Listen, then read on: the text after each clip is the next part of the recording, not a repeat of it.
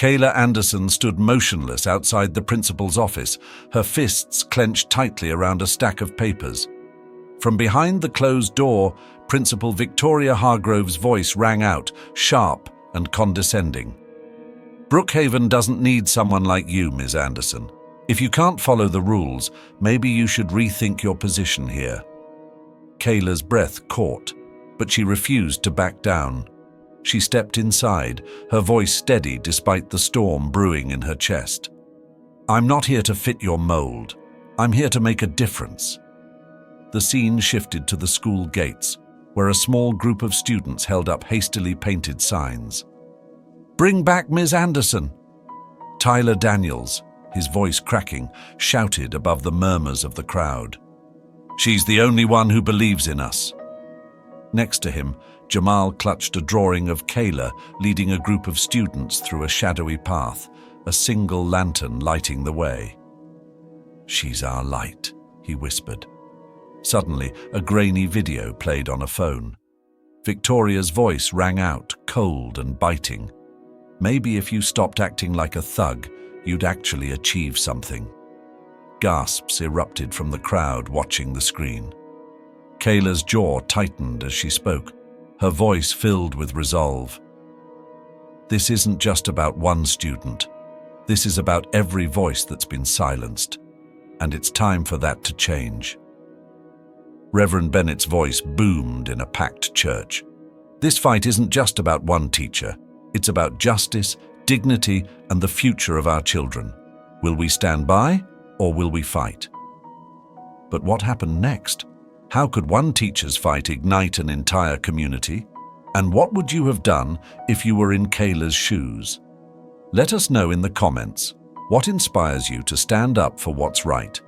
Don't forget to hit subscribe so you never miss another powerful, heartfelt story like this one. Let's dive into this journey together. The late summer heat of Atlanta pressed down like a heavy blanket as Kayla Anderson stepped out of her car and into the parking lot of Brookhaven High School.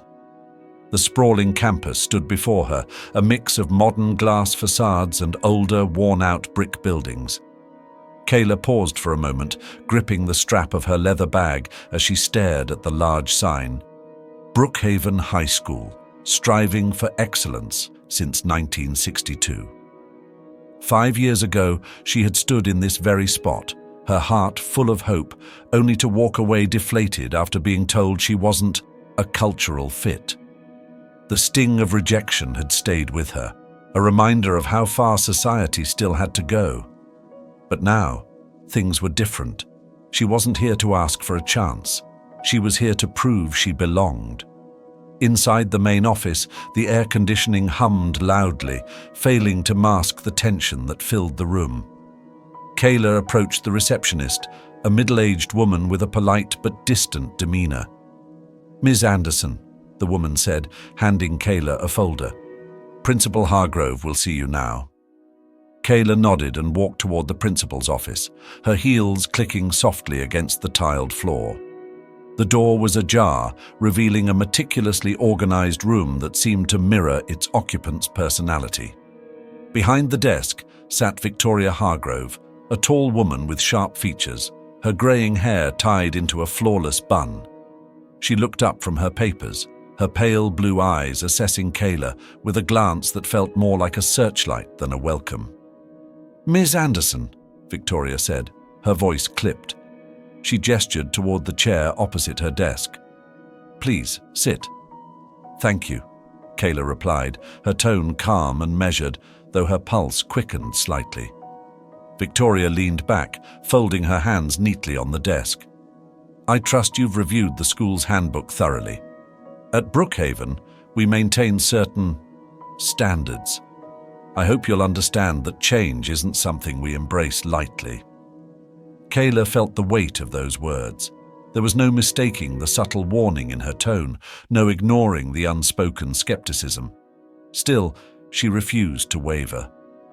"I'm here to meet those standards, Principal Hargrove," Kayla said, holding her gaze steadily. "And to help every student at Brookhaven succeed." Victoria's lips tightened into a thin line.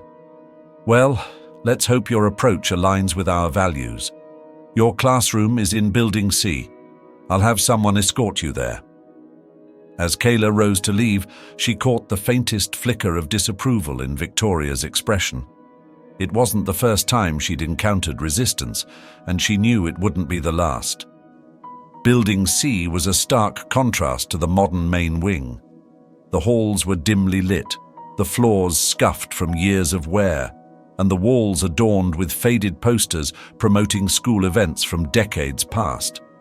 A maintenance worker wheeled a cart filled with cleaning supplies past her, nodding briefly as she navigated her way through the maze of hallways. When Kayla finally arrived at room C-108, she paused. The door creaked slightly as she pushed it open, revealing a classroom that seemed frozen in time. The desks were mismatched, some with chipped paint, others with carvings from students past. The whiteboard was stained with the remnants of old markers, and a faint, musty smell lingered in the air. She set her bag on the desk at the front of the room, taking a moment to absorb her surroundings. This wasn't what she had envisioned, but it was what she had to work with. The first bell rang, and students began filing into the classroom. Kayla greeted each one with a warm smile, noting their cautious expressions. Among the crowd, two faces stood out almost immediately. Tyler Daniels was the last to enter, his shoulders hunched as though he was trying to make himself invisible. His backpack looked oversized on his slight frame, and his downcast eyes avoided meeting hers. As he slid into a desk near the back, Kayla made a mental note to check on him later. Then there was Jamal Freeman. He walked in with a quiet confidence, his sketchbook tucked under one arm. His dark eyes scanned the room before landing on Kayla. Unlike Tyler, Jamal didn't try to shrink away. He stared directly at her, as if silently gauging whether she was worth his time. Kayla introduced herself to the class, her voice steady despite the undercurrent of nerves. "I'm Ms. Anderson. I know this is the start of a new year, and new beginnings can be challenging. But I'm here to help you, and I hope we can make this year a great one together." As she spoke, she noticed Tyler glance up briefly, curiosity flickering in his eyes before he quickly looked away. Jamal, on the other hand, leaned back in his chair, his expression unreadable. By the end of the first period, Kayla had already spotted the challenges she would face. Tyler's hesitance, Jamal's guarded demeanor, and the quiet undercurrent of skepticism from the rest of the class. But she also felt a spark of hope. Change wouldn't happen overnight, but it would happen. As the final bell rang, Kayla stayed behind, straightening the desks and erasing the whiteboard. The room felt both heavy with potential and daunting in its reality. She knew her path wouldn't be easy, but as she looked out the window at the bustling campus, she reminded herself why she was here. For students like Tyler, who needed someone to see them. For students like Jamal, who needed someone to believe in them. And for herself, to prove that she could turn rejection into triumph. Kayla took a deep breath, her resolve strengthening. This was just the beginning. Kayla stood at the whiteboard, writing the day's schedule in neat, clear letters as the second class of the day trickled in. The room buzzed with muted conversations, the scraping of chairs against the floor, and the occasional laughter from a small group near the window. It was the same energy she'd seen in classrooms everywhere, a blend of curiosity, caution, and the unspoken question all students seem to ask when meeting a new teacher. "Can I trust you?" She turned to face them, her gaze sweeping across the rows of young faces. Most looked distracted, a few openly uninterested, but she focused on the small signals. The way some students sat up a little straighter when she began to speak, the quick glances exchanged when her tone shifted from formal to conversational. "This is your class," she said, leaning slightly against the desk at the front of the room. "It's not just a place to learn equations or memorize dates. It's a space where I want you to feel heard, where you can grow, and where we'll challenge each other. That starts with trust." So let me start by trusting you." She paused, letting her words settle. A few students exchanged uncertain glances, as if unsure whether to take her seriously. Jamal sat in the back, his arms crossed, watching her with a mix of skepticism and intrigue. "Let's start with something simple," Kayla continued. "Tell me one thing I need to know about you. Something important. Something you want me to understand." The room fell silent. A few students shifted in their seats, others avoided her gaze. Kayla waited, her expression patient but expectant. Finally, a girl in the second row raised her hand hesitantly. "My name's Olivia," she said softly. "And I love photography." Kayla smiled warmly. "Thank you, Olivia. Photography can tell powerful stories. Maybe you can share one with us someday." The tension eased slightly, and a few more hands went up. A boy in a hoodie muttered something about skateboarding. A girl with brightly colored nails mentioned her love for baking. Slowly, the room began to open up, though Kayla noticed two notable exceptions: Tyler, who kept his eyes glued to his desk, and Jamal, whose posture remained guarded. When the class ended, Tyler lingered at the back of the room, his movements deliberate and unhurried. Kayla took the opportunity to approach him as he zipped up his oversized backpack. "Tyler, right?"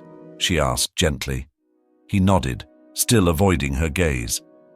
"Thanks for sticking around," she said. "I just wanted to let you know that if there's ever something you need, anything at all, you can come to me." Tyler hesitated, his hand frozen on the strap of his bag. For a moment, it looked as though he might say something, but instead he nodded again and slipped out the door. As Kayla walked to the staff lounge during lunch, she felt a quiet mix of satisfaction and frustration. Her instincts told her Tyler carried a weight he didn't yet trust anyone to share, and she couldn't ignore the wall Jamal seemed to have built around himself. These weren't problems to be solved in a day, or even a semester. They were battles fought with patience, persistence, and compassion. Inside the lounge, the hum of conversation buzzed around her as teachers discussed everything from lesson plans to weekend plans. Kayla found herself a seat near the corner, unpacking her lunch when a cheerful voice interrupted her thoughts. "Kayla, right? I'm Rachel." Kayla looked up to see a woman with curly auburn hair and an easy smile. She carried a plastic container of leftovers and a travel mug that had seen better days. "I teach math," Rachel continued, sitting across from her. "Saw you this morning with Hargrove. Let me guess, she gave you the standards and traditions speech." Kayla chuckled despite herself. "Something like that." Rachel rolled her eyes. "Classic. Let me give you the real lay of the land. Hargrove doesn't like anything, or anyone, that shakes up her status quo. So if you're planning to make waves, be prepared for her to push back." "I figured as much," Kayla said, her tone steady. "But I didn't come here to play it safe." Rachel grinned. "Good. We could use someone who's not afraid to stir things up around here." The rest of the day passed in a blur of introductions and cautious interactions. By the time the final bell rang, Kayla was exhausted but energized, her mind buzzing with ideas for the weeks ahead. As she gathered her things to leave, she noticed a figure lingering in the hallway outside her classroom. It was Jamal, his sketchbook clutched tightly under one arm. "Can I help you, Jamal?" she asked, stepping into the hallway. He hesitated, his expression unreadable, before holding out the sketchbook. "I, drew something. For class. It's nothing special." Kayla opened the sketchbook and was immediately struck by the intricacy of the drawing. It depicted a classroom, but instead of desks and students, it was filled with abstract shapes and swirling patterns. At the center was a single figure, small but radiant, surrounded by shadows. "This is incredible," she said sincerely. "It's like the light is pushing back the darkness." Jamal shrugged, but there was a flicker of pride in his eyes. "It's just how I see things sometimes." Kayla handed the sketchbook back to him. "You have a gift, Jamal, and I hope you'll keep sharing it." For the first time, Jamal smiled, small and fleeting, but genuine. That evening, as Kayla sat at her desk grading papers, she reflected on the day. It hadn't been perfect, but it had been meaningful. Tyler's quiet resilience, Jamal's guarded creativity, even Rachel's candid support, all of it reminded her why she was here. This was more than a job. It was a chance to create something lasting, to push back against the darkness with whatever light she could muster. And for Kayla, that was worth every challenge ahead. The hallways of Brookhaven High were eerily quiet as the last rays of sunlight filtered through the large, grimy windows. Kayla sat at her desk in the dimly lit classroom, stacks of papers spread before her. She had planned a lesson that would encourage her students to think critically, but the day's small defeats lingered in her mind. The subtle dismissals from Victoria, the whispers of indifference from certain students, and the weight of expectations she carried alone. The creak of a cart's wheels broke the silence, followed by a low, familiar hum. Kayla glanced up to see Marcus Carter, the school's janitor and security guard, pushing a mop bucket into the hallway outside her door. His movements were steady and deliberate, the kind of routine that spoke of years spent unnoticed in the background. "Late night?" Marcus asked, his deep voice cutting through the stillness. Kayla managed a small smile. "Something like that. I'm trying to get ahead, but it feels like the finish line keeps moving." Marcus paused, leaning on the mop handle. "It always does, especially around here." There was a heaviness in his tone that piqued Kayla's curiosity. She gestured toward the chair by her desk.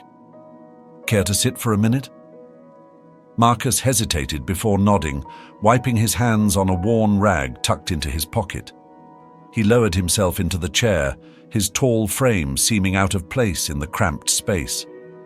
For a moment, they sat in silence, the sounds of the building settling around them. Finally, Marcus spoke. "When I was younger, I wanted to be a teacher," he said, his gaze fixed on the desk. "I thought if I worked hard enough, I could make it happen. I even got into a teaching program at the community college, but..." He trailed off, shaking his head. Kayla leaned forward slightly. "But what?" Marcus let out a soft, bitter laugh.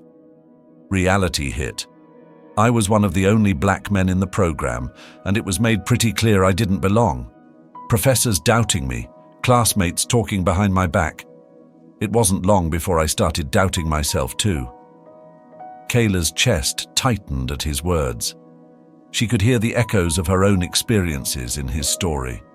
The quiet ways people chipped away at your confidence until you started questioning everything. "I had to drop out," Marcus continued. "Bills piled up, my mum got sick, life happened, so I took this job to make ends meet." He gestured toward the mop bucket. "And here I am, 30 years later." Kayla's voice was quiet but firm. "That doesn't mean you failed, Marcus. You've probably done more good here than you realize." He looked at her then, his eyes filled with a mix of gratitude and disbelief. "Maybe. But seeing you here, it gives me hope. Maybe you can do the things I couldn't." Kayla felt a lump rise in her throat. She nodded, her resolve hardening. "I'll try. Not just for me, but for everyone who's been told they don't belong." Marcus smiled faintly, the kind of smile that spoke of resilience forged through hardship. That's all anyone can do. The next morning, Kayla arrived early, her mind still replaying her conversation with Marcus. As she approached her classroom, she noticed a bright pink memo taped to her door. It read, "Mandatory attendance, administrative meeting. Room 201, 3 p.m. She sighed, knowing this was yet another task designed to chip away at her time. Over the past week, Victoria had added more responsibilities to her plate.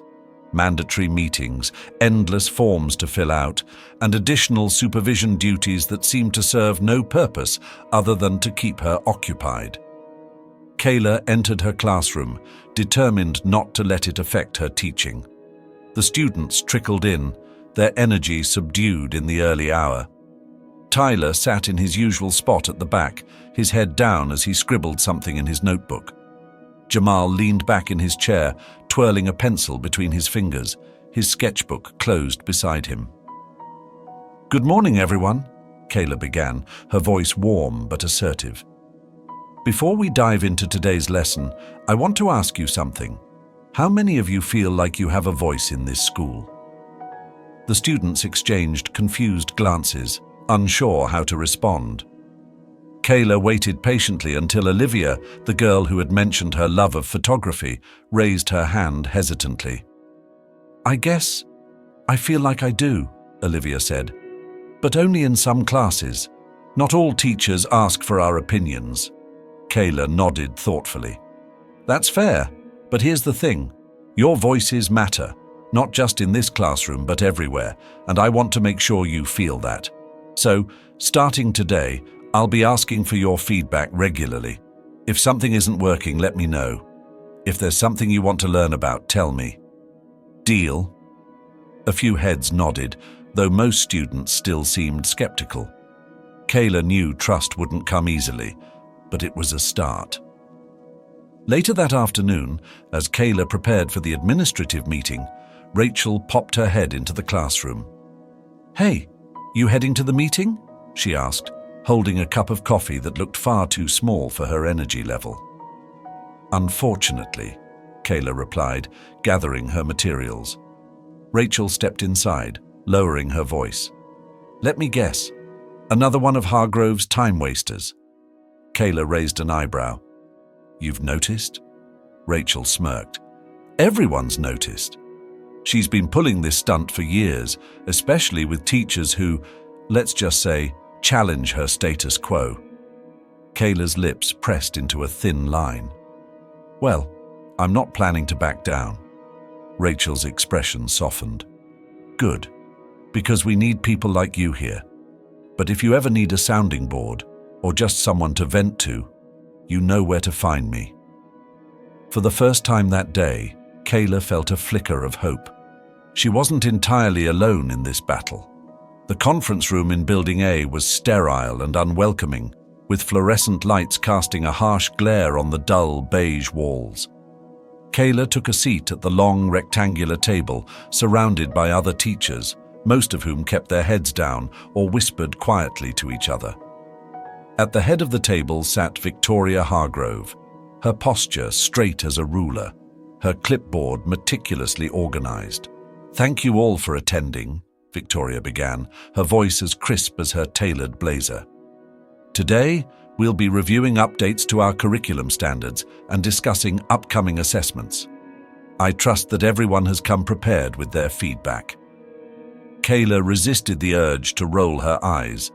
These meetings had proven to be less about collaboration and more about Victoria exerting control.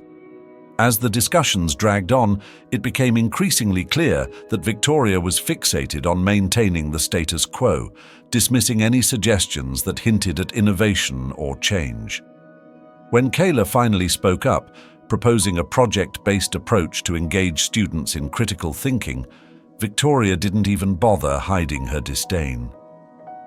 "That's an interesting idea, Ms. Anderson," she said, her tone dripping with condescension. "But I'm not sure our students are ready for something so unorthodox." Kayla's jaw tightened, but she maintained her composure. "With respect, I believe our students are more capable than they're often given credit for. They just need the right support and encouragement." Victoria's smile was thin and sharp. "Duly noted. Let's move on." The following week, Kayla noticed a series of small but deliberate changes designed to make her job more difficult. Supplies she'd requested for her classroom, extra markers, notebooks, and a functional stapler, were either delayed or mysteriously misplaced. Her requests for additional library time for her students were denied without explanation. It was the kind of petty sabotage that might go unnoticed by someone on the outside, but Kayla recognized it for what it was, a calculated effort to undermine her. Despite these setbacks, she refused to let Victoria's tactics derail her. Each time a door closed, she found a window, whether it was borrowing supplies from Rachel or finding creative ways to work around the system. One afternoon, as Kayla organized materials for her lesson, Marcus stopped by her classroom. He leaned against the doorframe, his brow furrowed. "Heard about your supply issues," he said. "Let me guess, Hargrove?" Kayla sighed, rubbing the bridge of her nose. "She's making it clear that I'm not welcome here." Marcus crossed his arms, his expression thoughtful. "You know, it's not just you. She's been doing this kind of thing for years, especially with anyone who doesn't fit her idea of what a teacher should be." Kayla looked up at him, her frustration tempered by curiosity. Why hasn't anyone stopped her? Marcus shrugged. "Some tried, but it's hard to fight back when you're outnumbered and outpowered. Most people just keep their heads down and wait for her to retire." Kayla's eyes narrowed. "That's not good enough. Someone has to stand up to her." Marcus's lips twitched into a faint smile. "Well, if anyone can, it's you. But be careful. Hargrove doesn't play fair." As the days wore on, Rachel's quiet support became a lifeline for Kayla. During lunch breaks, they would sit together in the staff lounge, sharing stories and strategies for navigating the challenges of Brookhaven. "Victoria doesn't like you because you're a threat," Rachel said one afternoon, stirring sugar into her coffee. Kayla raised an eyebrow. "A threat?" Rachel nodded. "You're not just here to clock in and clock out. You actually care, and that makes people like her uncomfortable. She spent years building this little fiefdom, and she sees you as someone who might tear it down." Kayla leaned back in her chair, considering Rachel's words. "I just want to give these kids the education they deserve. I'm not here to make enemies." "You don't have to try," Rachel said with a wry smile. "Hargrove will do that for you. But you're not alone, Kayla. Some of us see what you're doing, and we're with you." The simple declaration filled Kayla with a quiet resolve. She wasn't entirely alone in this fight, and that knowledge gave her the strength to keep pushing forward. Later that week, Kayla stayed after class to review student assignments. As she sorted through the papers, she noticed Tyler lingering near the door, his backpack slung over one shoulder. "Tyler," she called gently, "do you have a minute?" He hesitated, then slowly stepped into the room, his eyes darting nervously around. "I wanted to talk to you about your essay," Kayla said, holding up his paper. "You wrote about wanting to be invisible. Can you tell me more about that?" Tyler shuffled his feet, his voice barely above a whisper. "It's just easier sometimes. If people don't notice me, they can't hurt me." Kayla's heart ached at his words. She set the paper down and met his gaze. "You don't have to hide, Tyler. You have so much to offer, and I see that, even if others don't yet. You're not invisible to me." For a moment, Tyler seemed to consider her words, a flicker of hope crossing his face. Then, with a small nod, he turned and walked out the door. That evening, as Kayla prepared for another day, she reflected on the quiet battles she faced, Victoria's subtle sabotage, the guarded skepticism of her students, and the heavy expectations she carried. But she also thought about the small victories, Rachel's support, Marcus's encouragement, and Tyler's moment of vulnerability. Change wouldn't come easily, but it was worth fighting for.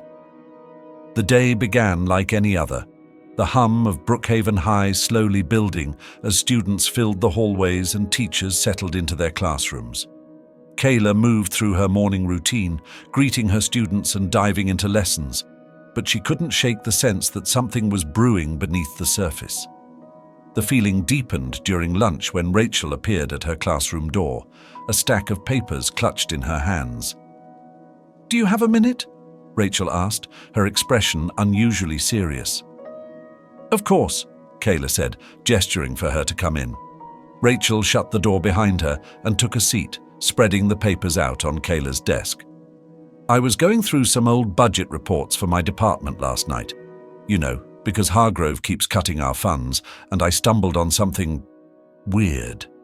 Kayla leaned forward, scanning the papers. The documents were spreadsheets detailing the school's allocation of funds over the past 3 years.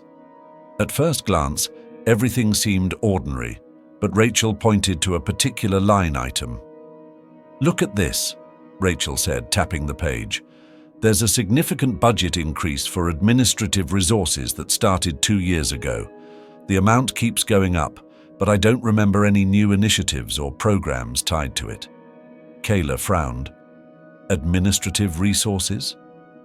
That's vague." "Exactly," Rachel said. "So I did some digging. Turns out most of that money was used for renovations in the main office, new furniture, updated conference rooms, even a coffee machine that costs more than my entire classroom supply budget for the year." Kayla's stomach turned. "And all of this while we can't even get enough textbooks for our students?" Rachel nodded grimly. "It gets worse. That money wasn't supposed to be used for the main office at all. It was originally allocated for improving classrooms in the C and D wings, specifically for students in underfunded programs." Kayla felt a surge of anger. She had known Victoria's priorities were skewed, but this was more than negligence. It was outright corruption. "What do we do?" Kayla asked, her voice steady despite the storm brewing inside her. Rachel hesitated, glancing at the door as if checking to make sure no one was listening. "We have to be careful. If we confront her directly, she'll find a way to bury this. We need to document everything and bring it to someone higher up, maybe the school board." Kayla nodded, her mind already racing with possibilities. "We'll need more evidence, and we'll need to be discreet. If she suspects we're onto her, she'll retaliate." Rachel leaned back in her chair, letting out a slow breath. "It's risky, but if we don't do something, nothing will change." That evening, as the sun dipped below the horizon, Kayla and Rachel met at a quiet cafe on the edge of town. The place was nearly empty, the soft murmur of conversations providing a comforting background noise. Rachel stirred her coffee absently, her gaze distant. "You know, I used to think I could change the system from the inside," she said, her voice tinged with bitterness. "When I first started teaching, I worked at a public school in Chicago.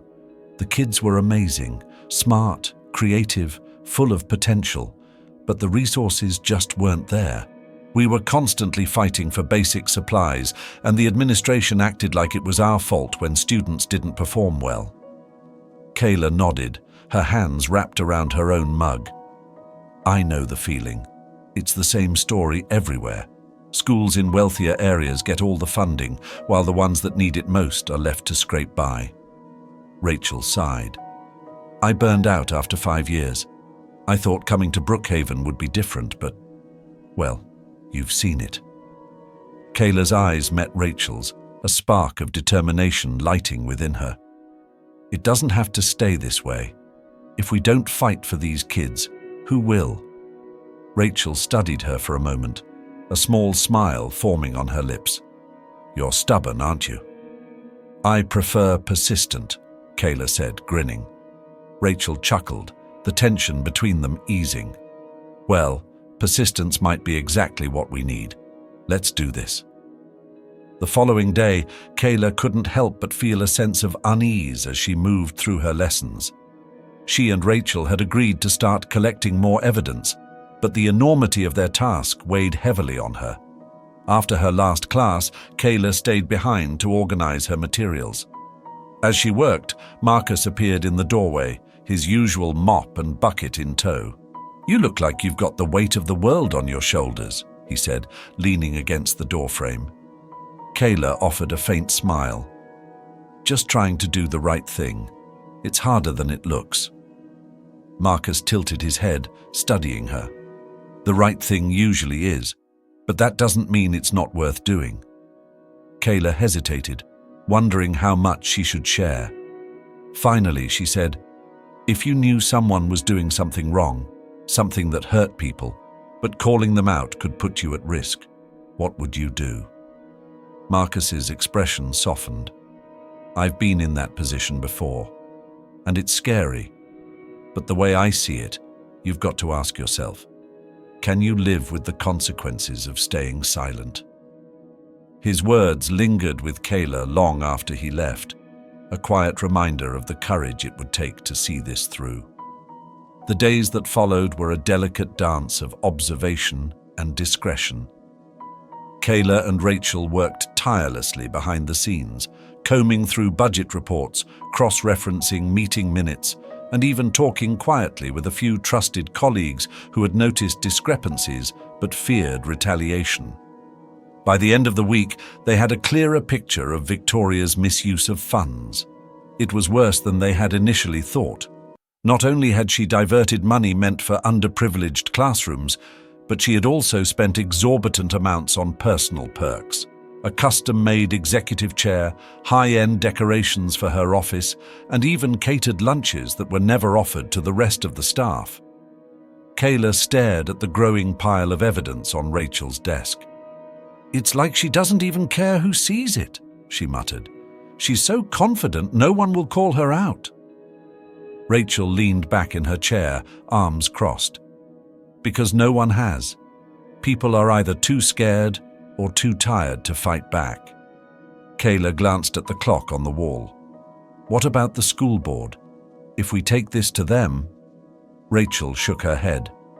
"We need more. Something that will make it impossible for them to ignore us. If we don't have enough proof, she'll find a way to spin it. She's good at that." The weight of their task settled heavily on Kayla's shoulders. They weren't just fighting for justice. They were fighting against a system that had allowed this kind of behavior to thrive. Late one evening, after the halls had emptied and the janitorial staff had begun their nightly rounds, Marcus found Kayla in her classroom. She was hunched over her desk, poring over a stack of papers with furrowed brows. "You've been burning the candle at both ends," Marcus said, stepping into the room. Kayla looked up, surprised but grateful for the interruption. "There's just so much to do, and not enough time to do it." Marcus nodded, pulling up a chair. "I might be able to help with that." Kayla raised an eyebrow. "What do you mean?" He reached into his pocket and pulled out a small USB drive, setting it on the desk between them. "I've been at this school a long time, seen things most people don't, and I've kept a record, just in case." Kayla stared at the drive, her heartbeat quickening. "What's on it?" "Emails, receipts, photos," Marcus said, his tone even but serious. "Stuff I've seen over the years that didn't sit right. I didn't know what to do with it before, but now I think it might make a difference." Kayla's hands trembled as she picked up the drive. "Marcus, this could be exactly what we need. Why didn't you say something sooner?" Marcus shrugged, a shadow crossing his face. "Because I didn't think anyone would care. But you and Rachel, you're different. You care." Kayla felt a surge of gratitude and determination. "Thank you. I promise we'll use this to make things right." Marcus gave her a small, encouraging nod before standing. "Be careful, Kayla. Hargrove doesn't play fair." The next morning, Kayla and Rachel met in the staff lounge, the USB drive sitting between them like a beacon of hope. "This changes everything," Rachel said, scrolling through the files on her laptop. "We've got emails where Hargrove explicitly approved reallocating funds without the board's consent. There are invoices for things she purchased that were never used for the school. And these photos..." She trailed off, turning the screen to Kayla. Kayla's stomach churned as she looked at the images. They showed Victoria's newly renovated office, complete with luxury furniture, custom shelving, and a coffee station that rivaled the ones in high-end hotels. In stark contrast, the classrooms in the C and D wings were in various states of disrepair, peeling paint, broken desks, and outdated equipment. "It's like she's living in a different world," Kayla said, her voice heavy with disgust. Rachel closed the laptop and looked at her friend. "So, what's the plan? Do we take this straight to the board?" Kayla hesitated, her mind racing. "We need to make sure the community knows what's happening. If we just take this to the board, there's a chance they'll bury it to avoid bad publicity. But if we have the parents and the public on our side..." Rachel nodded slowly. "We'd force their hand. But how do we get the word out without tipping Hargrove off?" Kayla thought for a moment. Then her eyes lit up. "The students. If we show them what's really going on and help them tell their families, it'll spread faster than anything we could do on our own." Rachel smiled. "You really think they're ready for that?" Kayla's expression was resolute. "I think they're more ready than anyone gives them credit for." Over the next few days, Kayla and Rachel began quietly sharing the truth with a few trusted students, starting with Jamal and Olivia. They presented the information in a way that the students could understand, focusing on how the misuse of funds had directly impacted their classrooms. Jamal was the first to speak up. "So all this time we've been sitting in broken desks while she's been living like a queen?"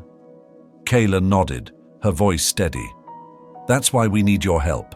If we work together, we can make sure everyone knows the truth." Olivia raised her hand hesitantly. "What do you want us to do?" "Share your stories," Kayla said. "Talk to your parents, your friends, anyone who will listen. Tell them how this has affected you. And if you're comfortable, we'll help you put together a presentation for the school board." The students exchanged uncertain glances, but Kayla could see the flickers of determination in their eyes. "This isn't just about me or Ms. Rachel," she said.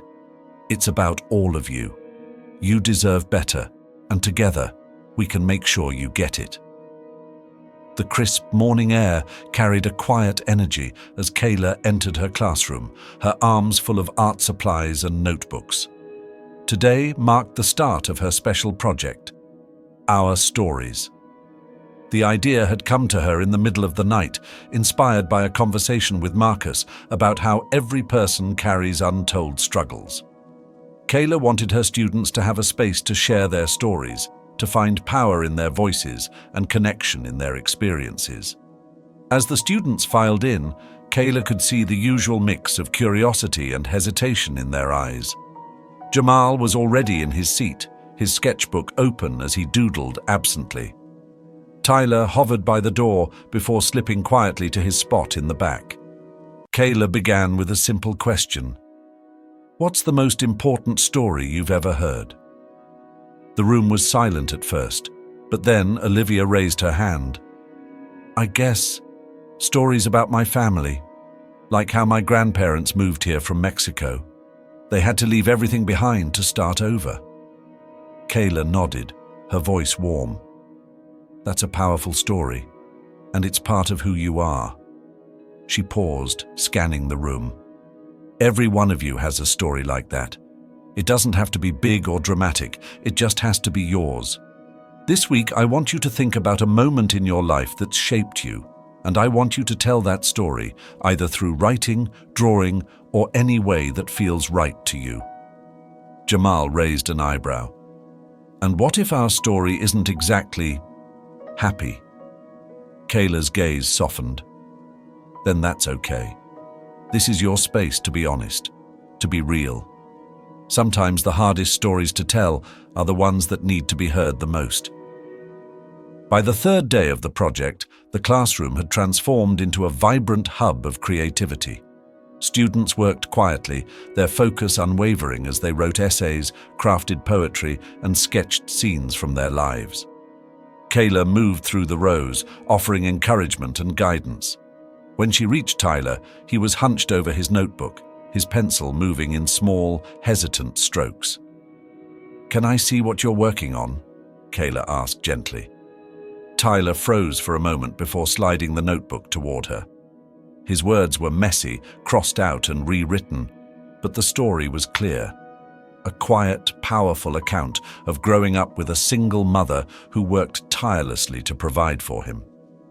"She's the strongest person I know," Tyler murmured, his voice barely audible. "But sometimes I feel like I'm not doing enough to help her." Kayla placed a hand on his desk, her tone firm but kind. "Tyler, just by being the person you are, you're already helping her more than you realize. This is a beautiful story. Thank you for sharing it." Tyler looked up at her, and for the first time, she saw a flicker of pride in his eyes. On the final day of the project, Jamal approached Kayla's desk, his sketchbook tucked under his arm. "I've finished my piece," he said, his tone casual but with an undercurrent of nervousness. Kayla smiled. "Let's see it." Jamal hesitated before flipping open the sketchbook to reveal a stunning illustration. The drawing depicted a teacher standing tall before a monstrous figure made of jagged shadows. The teacher held a lantern, its light pushing back the... Kayla's breath caught. "Jamal, this is incredible." Jamal shrugged, though his cheeks flushed with a hint of color. "It's just how I see things. You're the teacher, and the shadows are, well, everything else." Kayla met his gaze, her voice steady. "This isn't just a drawing. It's a reminder that no matter how big the shadows are, light can always push them back. Thank you for this." That afternoon, Kayla walked into the staff meeting with a renewed sense of purpose. She carried Jamal's drawing with her, intending to share it during the discussion on innovative teaching methods. As the meeting began, Victoria Hargrove took her usual spot at the head of the table, her clipboard in hand and her eyes scanning the room with cool detachment. "We'll start with updates on classroom performance," Victoria announced. "Ms. Anderson, why don't you go first?" Kayla stood, holding Jamal's drawing in front of her. "I'd like to share something from a project we just completed in my class. It's called Our Stories, and it gave students the opportunity to express their experiences in creative ways. This piece was created by one of my students." She held up the sketch, letting the other teachers see it. "It represents what it means to face challenges and find strength in your voice. Projects like this remind students that their stories matter and that they have the power to make a difference." Victoria's expression tightened. "While that's admirable, Ms. Anderson, I'm not sure how relevant personal storytelling is to our curriculum objectives. This isn't an art school, after all." The room grew tense, the air thick with unspoken tension. Kayla felt a rush of anger, but kept her tone measured. "With respect, Principal Hargrove, our curriculum should be about more than just test scores. If we don't teach students how to think critically and express themselves, we're not preparing them for the real world." Victoria's eyes narrowed. "Perhaps you should focus on mastering the basics before attempting such experimental methods. After all, you're still new here." Kayla straightened her shoulders, her voice unwavering. "I'm not here to fit into anyone's mold. I'm here to make a difference, and that's exactly what our students need." The room fell silent. A few teachers exchanged glances, their faces betraying a mix of surprise and quiet admiration. For the first time, Kayla saw a crack in Victoria's polished facade. It was small, almost imperceptible, but it was enough. Kayla left the staff meeting with her head held high, but the weight of Victoria's words lingered. The dismissal of her project wasn't just an attack on her methods, it was an attempt to undermine her connection with the students. Still, Kayla felt something shift during the meeting. For the first time, she saw flickers of quiet support among her colleagues. A subtle nod here, a glance of approval there. It wasn't much, but it was enough to fuel her resolve. The following week, the impact of the Our Stories project began to ripple through the school. Kayla had created a small display in the hallway outside her classroom, showcasing the students' essays, poems, and artwork. Passers-by stopped to read Olivia's piece about her grandparents' sacrifices, to marvel at Jamal's drawing, and to feel the quiet power in Tyler's words. One afternoon, Kayla found herself standing by the display, observing the reactions of students and staff alike. She noticed Marcus pause as he walked by, his brow furrowing as he studied Jamal's illustration. "Powerful stuff," he said, nodding toward the drawing. "It is," Kayla agreed. "These kids have so much to say if we just give them the space to say it." Marcus glanced at her, his expression thoughtful.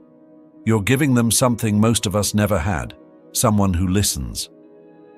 His words stayed with her as she returned to her classroom. The next morning, Kayla arrived to find the display gone. The walls were bare, the students' work nowhere to be seen. Panic surged through her as she searched for answers, finally confronting the school secretary.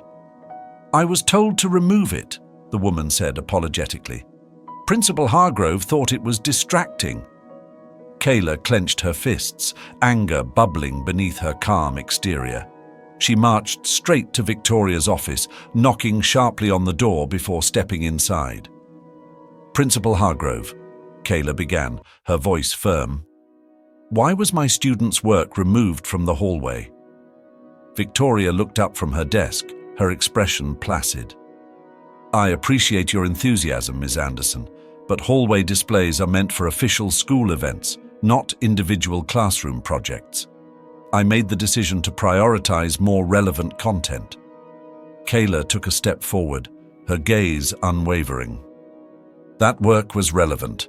It gave students a voice and showed the entire school what they're capable of." Victoria leaned back in her chair, her lips curling into a faint smile. "I understand your passion, but you're still new here. It would be wise to focus on fitting in before trying to make waves." Kayla's voice was steady, but her words carried an edge. "I'm not here to fit in, Principal Hargrove. I'm here to do what's right for these students. And whether or not their voices fit into your version of relevant, they deserve to be heard." Victoria's eyes narrowed, but before she could respond, a knock at the door interrupted them. Rachel stepped inside, her expression a mix of determination and defiance. "Sorry to interrupt, but I wanted to let you know that several parents have called this morning about the display. They were upset to find it removed. It seems they're asking questions." For the first time, Victoria's composure faltered. The parents' involvement was a turning point. Inspired by their children's stories, many had begun to share their own experiences with the school's administration. The conversation spread quickly, and soon the issue was being discussed not just in PTA meetings, but in local community groups and online forums.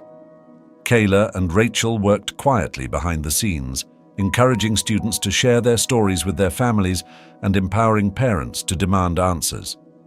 One evening, as Kayla prepared for another day, she received a call from Olivia's mother. "I just wanted to say thank you," the woman said, her voice thick with emotion.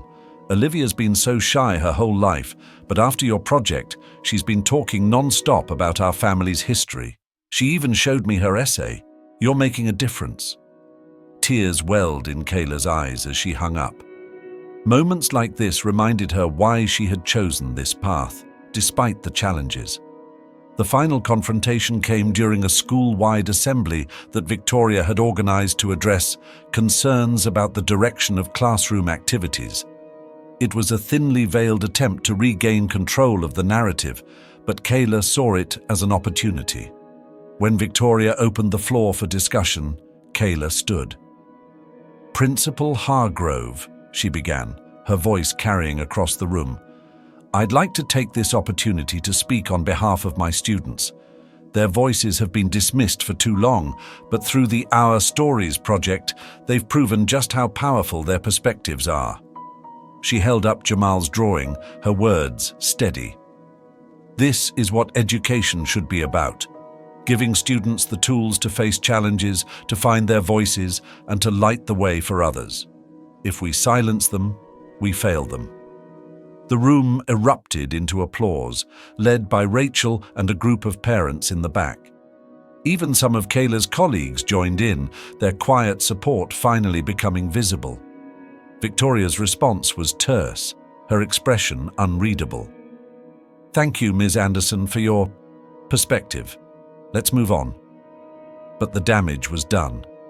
Kayla had made her stand, and the tide was turning. As the assembly ended, Marcus approached Kayla in the hallway. "You did good today," he said simply. Kayla smiled, the weight of the past weeks momentarily lifting. "Thanks, Marcus. I couldn't have done it without everyone's support." He nodded, his expression thoughtful. "Just remember, shadows only exist because of the light. Keep shining." Kayla felt a renewed sense of purpose as she watched the students filing out of the building, their laughter and chatter filling the air. This was why she was here, not to fit into someone else's mold, but to help these kids find their light. The fight was far from over, but for the first time, Kayla felt like she wasn't fighting alone. The hum of tension filled Brookhaven High as whispers spread through the school like wildfire. Ms. Anderson's project had been shut down. Kayla arrived that morning to find her students unusually quiet, their faces shadowed with confusion and worry. Even Jamal, usually defiant in his silence, looked at her with something akin to disappointment. "What's going on, Ms. Anderson?" Olivia asked hesitantly. Kayla set her bag on the desk, taking a deep breath. "There's been some pushback about the project," she admitted, choosing her words carefully. "But I'm working on it. Don't worry, this isn't over." The students didn't look convinced, but there was little time to reassure them as the intercom buzzed. "Ms. Anderson, please report to the principal's office immediately," Victoria's clipped voice announced. Victoria was waiting for her, sitting behind her desk, with the same polished detachment that Kayla had come to recognize as her weapon of choice. But this time, she wasn't alone. Sitting beside her was Linda Whitmore, a well-dressed woman with sharp eyes and an air of practiced authority. "Miss Anderson," Victoria began, gesturing for Kayla to sit. "This is Mrs. Whitmore, one of our most respected parents and a member of the PTA. She has raised concerns regarding your recent classroom project." Kayla kept her expression neutral as she took her seat.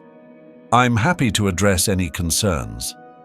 Linda's voice was calm but cold. "It's not about the content, Ms. Anderson. It's about the process. Projects of this nature require prior approval from the administration. Your failure to follow protocol has caused unnecessary confusion and disruption." Kayla bristled but maintained her composure. "With respect, Mrs. Whitmore, the purpose of this project was to empower students to share their experiences. It wasn't meant to cause disruption. It was meant to build connection and understanding." Victoria cut in smoothly. "Be that as it may, Ms. Anderson, we cannot ignore the procedural violations. Effective immediately, you are suspended pending further review." The words hit Kayla like a blow, but she refused to let it show. Instead, she rose calmly, meeting Victoria's gaze head-on. "I understand," she said, her voice steady. "But know this, my students deserve better than this, and I won't stop fighting for them." By lunchtime, the news of Kayla's suspension had spread across the school. Tyler and Jamal sat together in the cafeteria, their trays untouched as they whispered furiously. "She's the only one who cares about us," Tyler said, his voice shaking with frustration. "How can they do this to her?" Jamal's jaw tightened. "Because they think they can get away with it. But we're not just going to sit here and let it happen." Tyler frowned. "What can we do? It's not like anyone's going to listen to us." Jamal's eyes narrowed. "We make them listen." The next morning, as students arrived for class, they were met with an unusual sight. Tyler and Jamal standing at the front gate, holding handmade signs that read, "Bring back Ms. Anderson," and "Let us speak."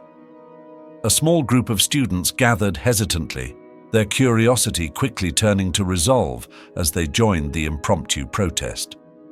Within an hour, the crowd had grown to nearly 50 students, their chants echoing across the campus. The protest didn't go unnoticed. Parents arriving to drop off their children slowed their cars, some stepping out to ask what was happening. Among them was Reverend Charles Bennett, a well-known community leader who had long fought for racial and educational equity in the area. Reverend Bennett watched the students with quiet admiration before approaching Tyler and Jamal. "You boys are brave," he said, his deep voice carrying authority and warmth. "Standing up like this takes courage." Jamal looked up, his expression defiant. "Ms. Anderson stood up for us. Now it's our turn to stand up for her." Reverend Bennett nodded, a small smile playing on his lips. "Well, it seems to me you could use some help. Let's make sure your voices are heard." By the end of the day, photos and videos of the protest had flooded social media, drawing the attention of local news outlets. Reporters arrived at the school, interviewing students and parents who expressed their frustration with the administration's decision. One parent, the mother of a student in Kayla's class, spoke passionately on camera. "Ms. Anderson is one of the best teachers this school has ever had. She makes my son feel seen and valued. This isn't just about her, it's about all of our kids." That evening, Reverend Bennett held a meeting at his church, inviting parents, students, and community members to discuss the situation. The room was packed, the air buzzing with energy and determination.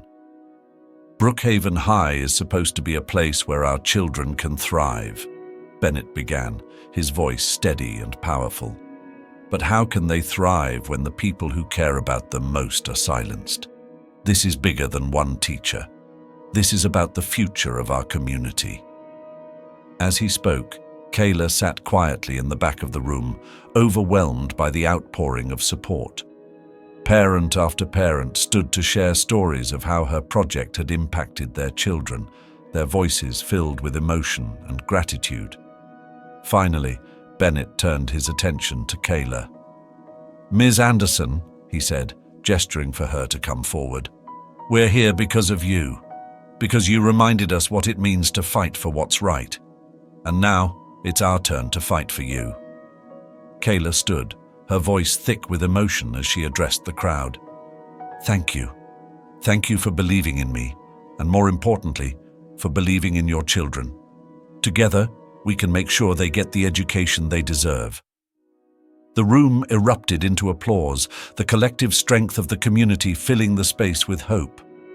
The warm glow of the church sanctuary cast long shadows across the polished wooden pews as Reverend Charles Bennett stood before the gathered crowd. Parents, students, teachers, and community members packed the room, their faces a mix of determination and quiet hope. The air buzzed with anticipation, a sense that this moment was bigger than any one person. Reverend Bennett placed his hands firmly on the lectern, his deep voice resonating through the room as he began. "This is not just about Ms. Anderson," he said, his gaze sweeping the audience. "This is about something much bigger.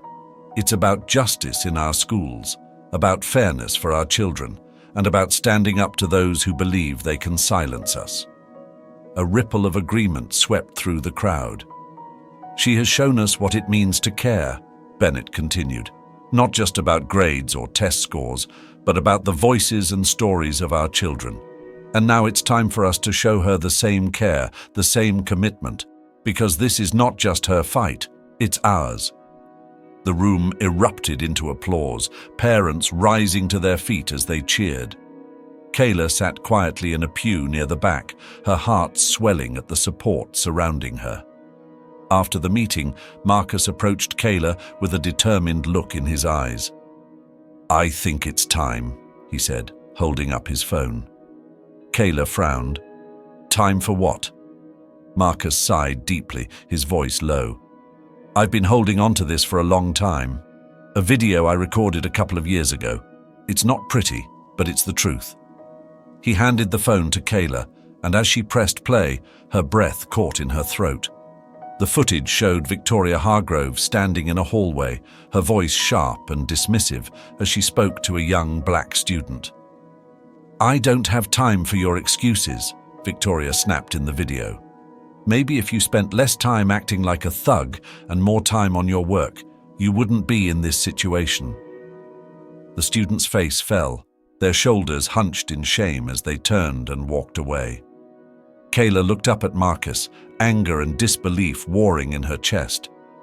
Why didn't you show this to anyone before? I didn't think it would make a difference, Marcus admitted. People like Hargrove always seem to get away with it.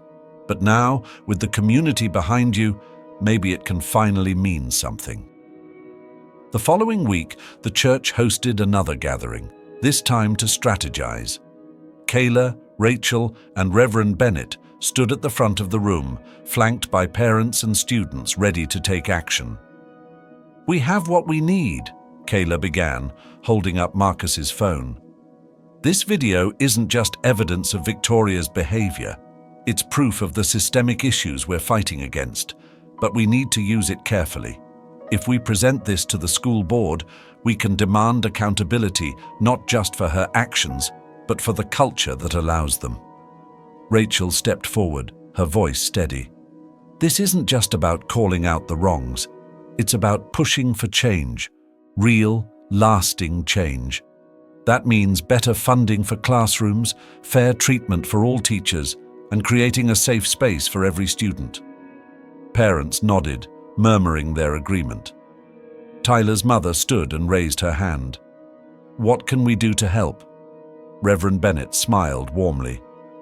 We need your voices. Write letters, make phone calls, show up to the board meeting.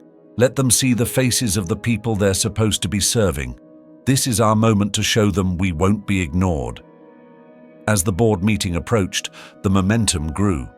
Letters flooded the superintendent's office, local media picked up the story, and social media buzzed with hashtags like #Justice for Brookhaven and #Voices Matter.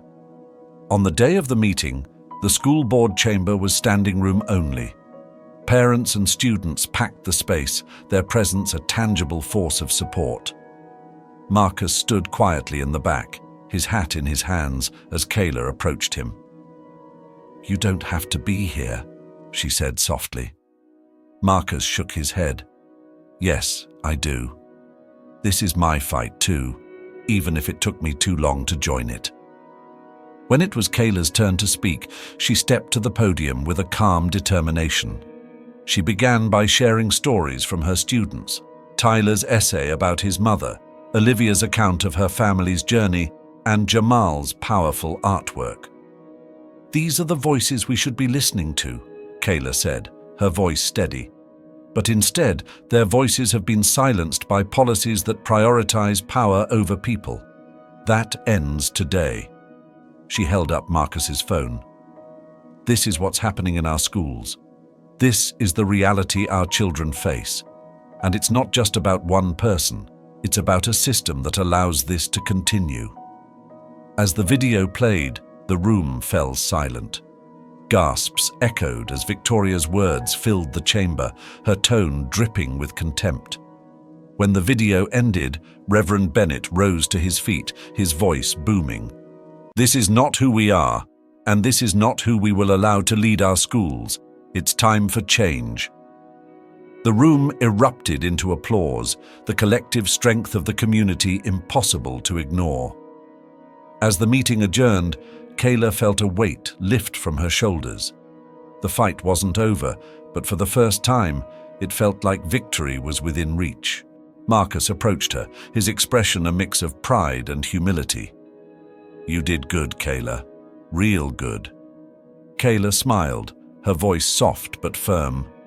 We did good, Marcus, and we're not done yet.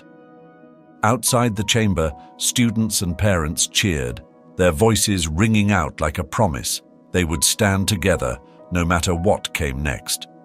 The atmosphere in the Brookhaven High Auditorium was electric, the tension palpable as parents, teachers, students, and community members packed into the rows of seats. At the front of the room, a long table was set for the school board, their somber faces reflecting the gravity of the meeting. Cameras from local news outlets lined the back wall, their lenses trained on the proceedings. Kayla sat near the front, her hands clasped tightly in her lap. Beside her, Rachel shuffled through a folder of evidence, her expression focused and determined. Behind them, Reverend Bennett offered a reassuring nod, his presence a steadying force. Victoria Hargrove sat a few rows away, her polished exterior as sharp as ever. But even from a distance, Kayla could sense the cracks beneath her composed facade. The school board chair cleared his throat, calling the meeting to order. We're here today to address serious allegations regarding the administration of Brookhaven High School. Ms. Anderson, you have the floor. Kayla rose, her heart pounding as she approached the podium. She glanced at the crowd, at the familiar faces of her students and their families, and drew strength from their support. Thank you, she began, her voice steady. I'm here today not just as a teacher, but as an advocate for my students. Over the past few months, I've witnessed practices that undermine the very principles of education. Practices that prioritize power and personal gain over the needs of our children. She turned to the screen behind her, where Rachel displayed a series of slides. This is where our classroom funds were supposed to go, Kayla said, showing photos of crumbling desks, outdated textbooks, and underfunded programs. And this is where they actually went. The next slide revealed images of Victoria's lavishly renovated office, a sleek mahogany desk, plush chairs, and a state-of-the-art coffee machine. Gasps rippled through the audience. Kayla continued, her voice growing stronger. We've also uncovered emails and receipts that show a clear pattern of misallocation. But this isn't just about misused funds. It's about the culture this creates. A culture where students are silenced, where teachers are intimidated, and where trust is eroded. She paused, meeting the eyes of the board members. This has to stop, and it has to stop now. Reverend Bennett stepped up next, his towering presence commanding attention.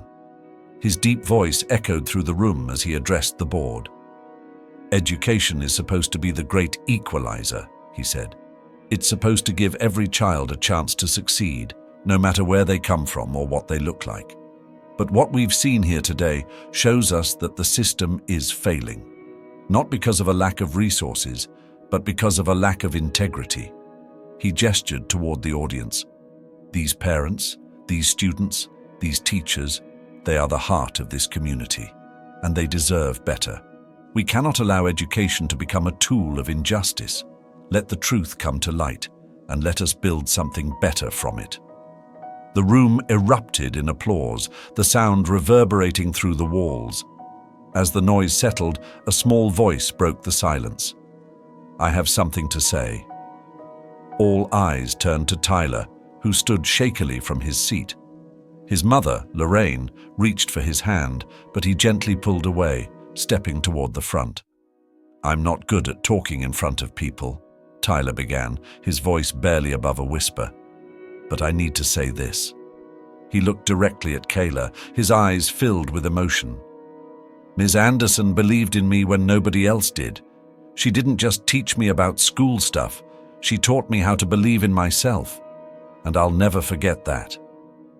A tear rolled down Kayla's cheek as Tyler turned to the board. You can't let people like Ms. Anderson go. She's the reason I want to come to school. She's the reason I think I can actually be somebody. The room was silent for a moment before Lorraine stood, her voice breaking as she addressed the crowd. I'll admit, I was one of the people who doubted Ms. Anderson, she said. I thought she was just another teacher trying to do too much. But I was wrong. She's changed my son's life, and I'll always be grateful for that. If Brookhaven loses her, it's not just a loss for my family, it's a loss for this whole community. After several more speakers and an intense discussion among the board members, the chair finally rose to announce their decision. Given the evidence presented today, the school board has decided to suspend Principal Hargrove pending a full investigation. During this time, an interim principal will be appointed to oversee Brookhaven High. A wave of relief and triumph swept through the audience. Kayla felt Rachel squeeze her arm, a silent acknowledgement of the battle they had fought together. As the meeting adjourned, reporters swarmed the room, eager to capture reactions. Students and parents gathered around Kayla, their gratitude pouring out in words and embraces. In the midst of the chaos, Marcus approached her, his expression a mix of pride and humility. "You did it," he said simply. "No," Kayla replied, her voice thick with emotion. "We did it, all of us." Outside the building, the night air was cool and refreshing. The crowd spilled onto the steps, their voices carrying a renewed sense of hope. Tyler and Lorraine stood close to Kayla, their smiles warm and genuine. "Thank you," Lorraine said, her voice filled with sincerity. "For everything." Kayla nodded, her heart full. "This is just the beginning. There's still so much work to do." Reverend Bennett placed a hand on her shoulder. "And you won't be doing it alone. We're with you, every step of the way." As the crowd slowly dispersed, Kayla stood on the steps of Brookhaven High, looking out at the community she had fought so hard for. The journey ahead would be long, but for the first time, she felt the full weight of the support behind her. And that made all the difference. The celebration at the church marked not just the end of a difficult chapter, but the beginning of a hopeful new one for Brookhaven High.